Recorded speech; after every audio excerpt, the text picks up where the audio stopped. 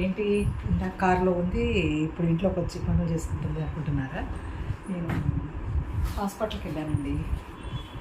మా వారిని తీసుకొని హాస్పిటల్కి వెళ్ళి ఇప్పుడే వచ్చాను.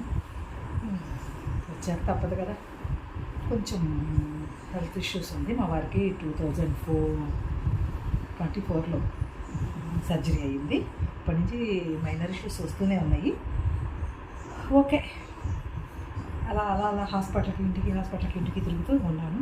ఇది రాత్రి గుడికెడుతూ కట్టుకుని వచ్చారనమాట.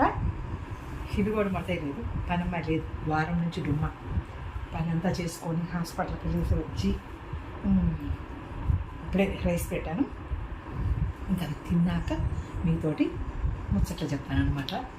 అప్పటి వరకు ఒక చిన్న ముందు మాట చెప్దామని ఈ వీడియో